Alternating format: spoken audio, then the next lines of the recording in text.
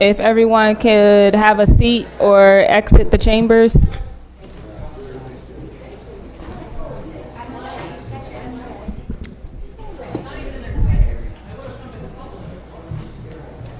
Yes. You're going to start. Ready? Yep, you can start right there. All right, so we're going to go ahead and get started with this committee meeting to discuss the updates and the progress with the Land Bank's website. I'm LaToya Allen, the 4th District Counselor. I have Counselor Green, Counselor Thompson, and Counselor Bay. We also have Caitlin Wright from the Land Bank here. I'm going to give you a few minutes to kind of give an overview and introduce the materials that you have, and then we can take it from there. Sure. Thank you for having us today. I really appreciate you making the time. I guess for the sake of the cameras, I'm Caitlin Wright with the Greater Syracuse Land Bank. During our budget hearings, one of the things the counselors asked for was more transparency about our existing inventory. The Land Bank is required by law to post a list on our website of everything that we currently own. And we're also required to post a list of everything that we've sold. And so from inception, we have complied with that law and posted those inventories for public information. But a list is not very user-friendly. You know, being able to go through a PDF is a little bit more difficult. And so the suggestion that came from the council was that you'd like to see all of our properties on the website where we previously would just post the active listings. So historically, we had 50 or 60 active listings for sale at any given time that people could schedule showings for and download renovation specs for. We have increased the number of active listings. That was another request that came from the council, that we're working really hard on having more properties for sale at any given time. So through this public portal where you can view the properties on a map, we had gotten up to about 95 active listings at any given time. But what we've done, the significant change here, again, that was done at the request of council, was to put all of our properties on that public website where you can view them on a map. They're color-coded based on status. There's a variety of different characteristics about the property that you can search for. You can also search for things that have been sold in the past. So overnight, our website went from seeing 94 pins on the map to suddenly seeing 1,800 pins on the map. And it occurred to me that the public in general and common councilors might want to see a little tutorial on how to use the various filters so that you can really comb through that data in a meaningful way and not just be overwhelmed with 1,800 pins on a map. I was also really concerned that our potential buyers who used to go there looking for buildings that were available for rehab would be overwhelmed because now there would be 1,000 vacant lots and all these demolition candidates and properties that are under contract that aren't for sale. So Terry Luckett here on my staff, who's going to speak very soon, she did a really good job of changing the portal so that when you get to the landing page and start to search for properties, there's two options where you can either look for properties for sale, or if you're a buyer, or if you're just a neighborhood resident or a community group, or you want more information on all of our properties, there's a different path for you to take. So it's, I think, pretty clear and intuitive for users. So I'm going to turn it over to Terry Luckett and Chevelle Edwards to walk you through how this new website looks and the filters you can use to navigate it. Good afternoon. I'm Terry Luckett from the Syracuse Land Bank. The public now has access to about over 1,800 properties that were ever in the Land Bank's inventory. And if I can Sorry, Terry, can you pull the mic just a little bit closer to you? Can I call your attention to this second page in our handouts? So all 1,800 of those properties are going to be coded by status, and that's basically where the property is in our process at the Land Bank. And I'll just go over that quickly. There's definitions for you. When a property is first acquired, it's going to be evaluation in process. Once the condition is evaluated, we're either going to put it as a demo candidate, buildable or not buildable, depending on the size of the lot, or it's going to be a rehab candidate. Once the sales team begins to evaluate a property, they're going to put it into a status of listing coming soon. Once it's cleaned out and the specs are written, it's going to be a for sale building. Vacant lots will all show as for sale depending on the size of the lot. They'll either be a building site or a vacant lot. Once an offer is accepted, it's going to be sale pending.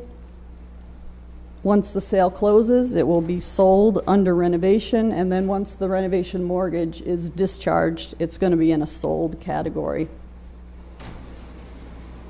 So we're anticipating lots of different audiences for the data. It's going to be people looking for a house. It's going to be investors who are looking for a multiple unit property, for instance, in a certain neighborhood. We might have concerned citizens who just want to know what's going on their block. We might have counselors who are looking at what's going on in their district. All that information is available for you. And neighborhood organizations might want to know what's going on in their neighborhood. So there's all different ways to search so they can drill down on their specific need. So Chevelle's going to go through how someone might look for a property for sale, and then I'm going to come back and talk to you about how you might search our entire inventory.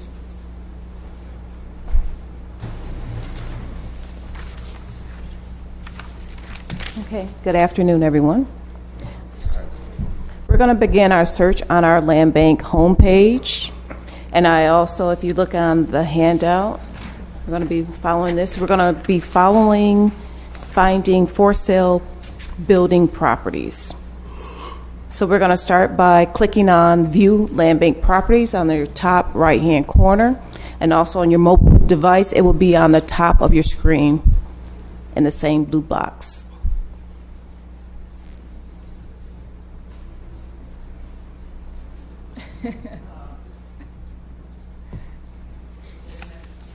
It's not working.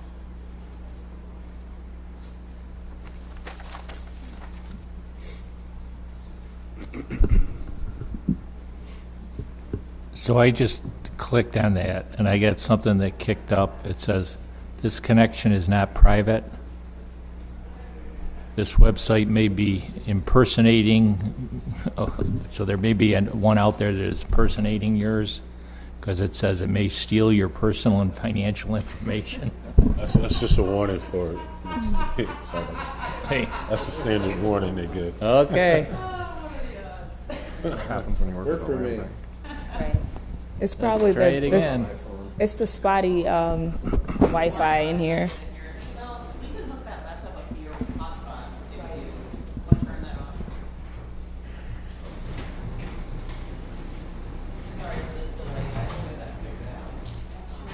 Faster just to unplug. No, just turn on the hotspot. Oh, just We the don't need hotspot? that, Okay. yeah. And then go to the Guess Wi-Fi. it doesn't want to work with that one, huh? That was Not funny. for me either. So you don't have to do it. We should be able to find that network. Nope, you're okay.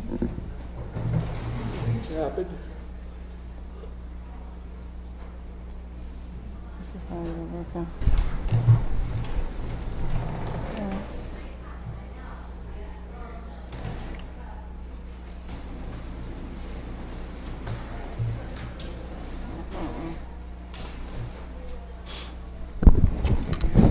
If I could, I just want to point out your 4th District Council list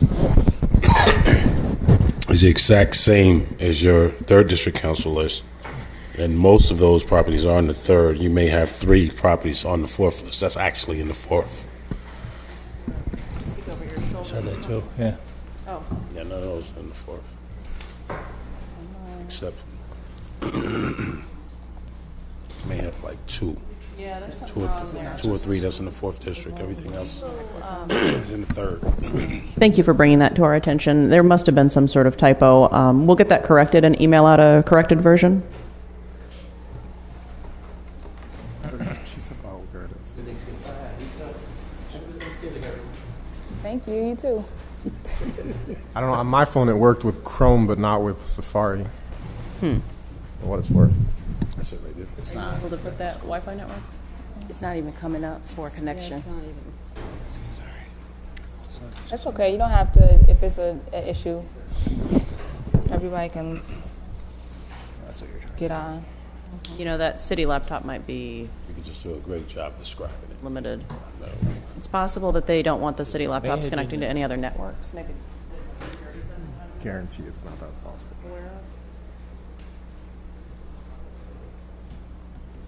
Did you hit enter here? Is that?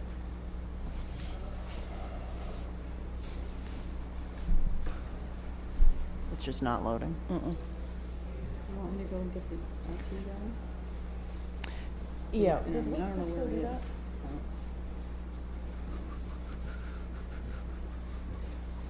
If we, so I realize it's 1 o'clock now. Yeah. If we could grab an HDMI cable from IT, we could hook it up to the different laptop, and that would, we'd be able to. It's up to you, unless you want to just give us, I mean, we can all look at it through our phones, so you can kind of walk us through that way Okay. if you want. I'll see it and I'll. Okay. Okay. So on your cell phone, your mobile device, you're going to start on the Land Bank homepage, and you're going to click View All Listing on the top right-hand corner or the top of your screen. Once you click on that screen, you should see properties. All the way at the It bottom. says Find a Property in a white box No. Even if you go here. and a search bar, and below that it says View All Listing, and you may see one house and a half a circle, depending how large your screen is. Did we get that far? Security thing. Yep, I'm in. Okay, so there are 3 ways to find properties that are for sale. You can click in the property address in the white box, either street name or address. You can type in 123 if you know the property address, street name, and since Counselor Allen's here, we can use 212 Beard if you type in that address. Okay. Yep. It should pull up the property. I don't know what that is. So, Yep. And then once the property pops up, you can see details about the property. From list price, you can scroll down, you can see how many bedrooms, square footage, all the details about the property will be listed below. If you go back up to the top of your screen, you'll see the 3 lines, and we can go back to our home page, our landing page for eProperty. And I'll show you another way to find properties.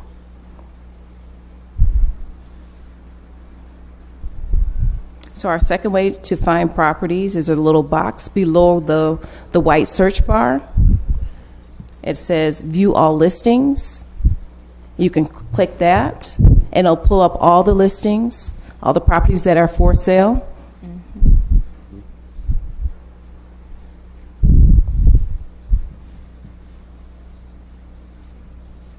And the third way, you can go up to the top of the page where the 3 lines are. That'll take us back to our home landing page for the eProperty. And you can scroll down the screen to see all properties that are for sale. Presently, there's 104 properties that are for sale. And we can use filters to find properties according to council districts, neighborhoods, streets.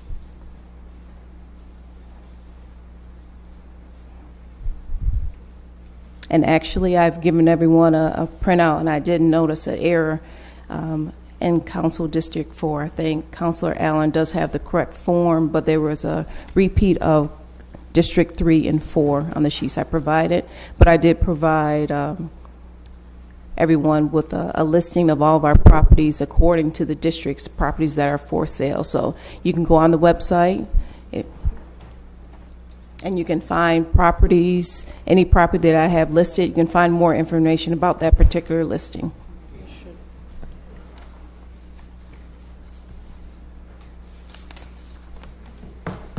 Where's the legend that says what color means what?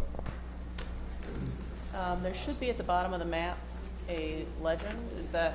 On the back-end side of the map I think it's when you of click this top. handout that we gave you, on the back side of that. Let's just pause for a second because internet is the problem. Is this trying to connect to your? It's right here. Yes.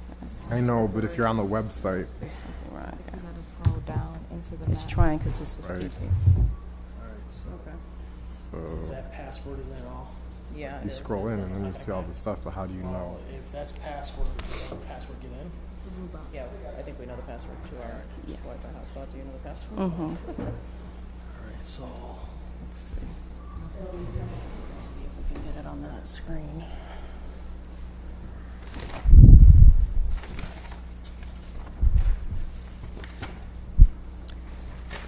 For example, I see the legend on the paper, but I don't see it near the map when I'm looking.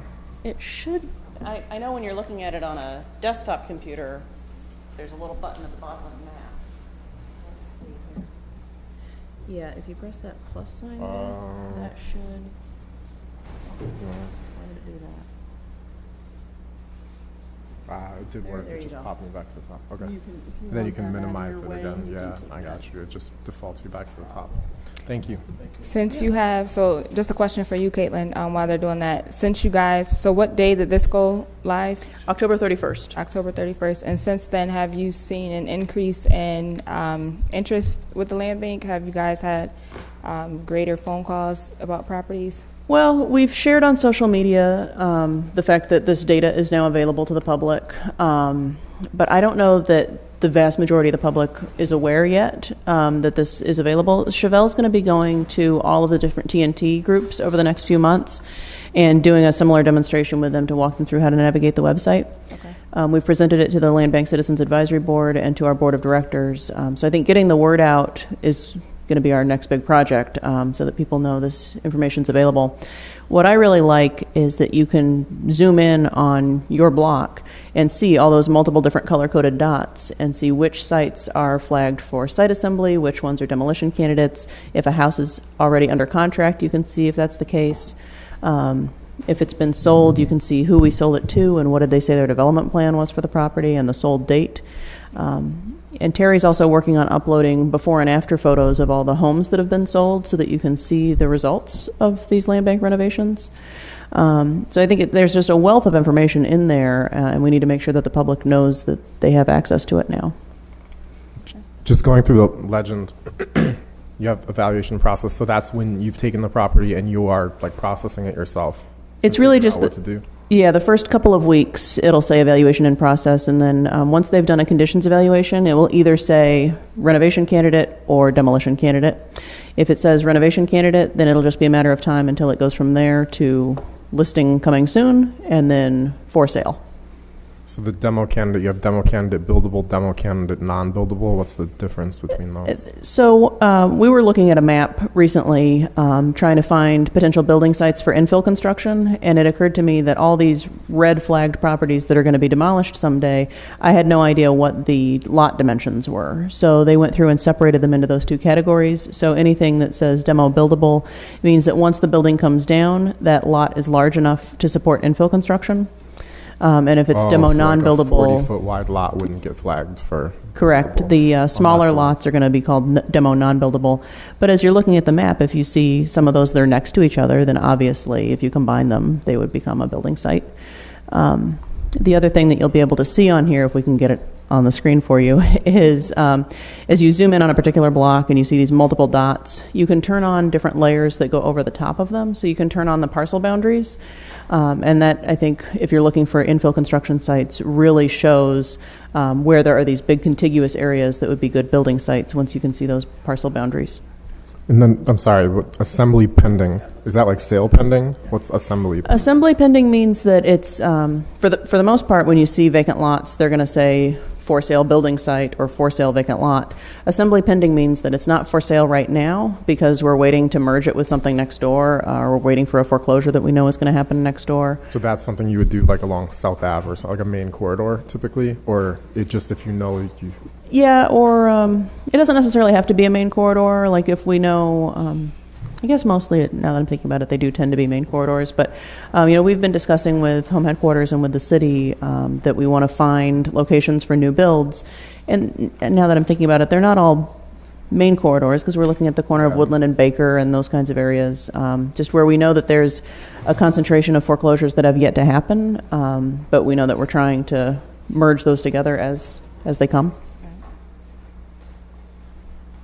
And that's constantly a work in process. We're still combing through that map with NBD and home headquarters and Housing Visions, trying to line up what where those opportunities are. So we're making little adjustments every day, and this map is live, so you can see if we ever make those changes. Nothing? It's not going to work?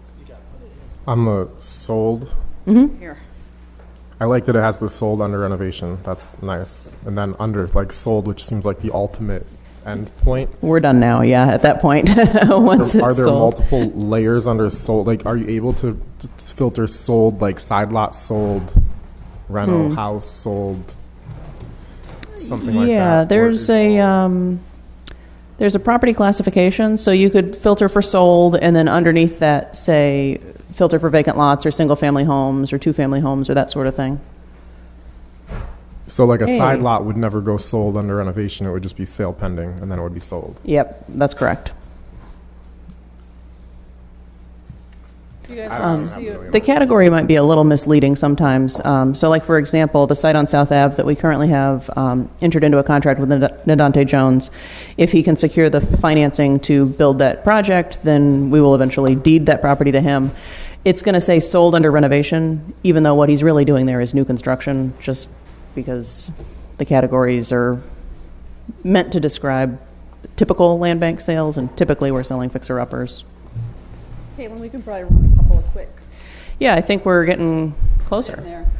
So I'll be able to show you just a couple of little, it's okay, just leave it, it's fine. They're going to have to go. I mean, take that off. Thank you for your patience, everyone. While they're still doing that, I would just say I think this is a huge step forward Thank to you. Alleviate the stress within the conspiracy theorists within all of us, because it puts all the properties there. So it's so many people will say, "Oh, they hold back the good properties. It's only if you know somebody. It's you got to do this, you got to do that," and all the properties are here. If you're interested, move forward. Exactly. I think No, that it's this going is- to be, I think it's a great thing for transparency and to help really help increase the credibility of the land bank. So Here's Thank a you. couple of things you guys might be interested in. You look at these layers. You can look at the floodplains, for instance. They'll turn on, turn that off. Federal opportunity zones, you can see what properties are in the opportunity zones. Home headquarters has a window and door replacement program in a couple of census tracts, so those are there. Census tracts themselves are there. The neighborhood boundaries all come up. T&T boundaries, common council districts are obviously the one you guys are going to be interested in. So you might want to say, so that's under layers. And then you might want to look in filters and say you want to see everything in that we've ever owned in Common Council District 4, for example. So you would pick that under the filter and apply it, and everything would show up. Everything we've ever owned would show up there. Say you just want to know which ones are still owned by the land bank. You might pick inventory type land bank, Common Council District 4, apply that, and these are the ones that are still owned by us. And you can scroll through them here. You Oh, can man. also zoom in. I'm gonna go cluster crazy looking at clusters. now, it's hard to see, but at the very bottom edge there in the area that's not bright for some reason, you can see at the bottom of the screen it says 1 to 25 of 343. So as you're filtering, you can see the total number that fall into that category. And say you want to get down to this block level now, you can put on the parcel boundaries. Oop, I don't want to see that.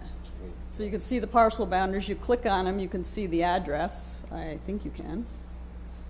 Sometimes you have to play with the zoom to So actually see the address. yeah, not only, it's interesting, so if you click on one of those pins, that dot is a land bank property. So you can click on that and get a lot more information about that property. But even if you click on the one next door that's not a land bank property, as you're trying to help orient yourself, it'll give you the address. So Now, here's a house, for example, that we just finished on 304 Beard. that's not 304. That's not 304. Where am I? I'm at 308. 304 is here. So then when you get into the full details, this is one where we've got the before and after photos are going to be in here. And we're going to try to do this going forward, put in all the befores and afters so people can see that. It's just taking some time, but these photos will load and there'll be a before renovation and then an after.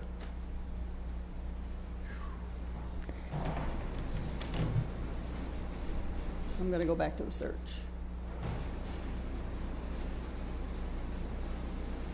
So I would encourage you to play with the filters. Call us. Yeah, if you have any questions, definitely feel free to reach out. We will send out a schedule of the TNT meetings that we're going to be going to so that you know as we're kind of rolling this out publicly. And if there's any other groups that you think would benefit from a presentation like this, assuming that we've got the screen and everything working, let us know and we'd be happy to share this with as many people as possible. Okay. All I know is this is like a key, one of those re-emphasized key to life is low expectations, because the last time you were here, we were like, just put something on there, a list, put a PDF of a list. This is way better than a list, right? Like, this is pretty good. I want to remind you, we're required by law to post a list, and we've been doing that since 2013. Okay. Well, this is definitely an upgrade, and it makes it a lot easier. I went on when it first went live. It is a little overwhelming at first, but if you're looking into, you want to purchase a property, then you can kind of get a feel of what you want and what you can afford through here first before you even contact your office and ask 100 questions. So it does make it a lot more convenient than having to call the office. Thank you. One other thing I want to point out for potential buyers, Terry, can you click on just any property that's listed? Yep.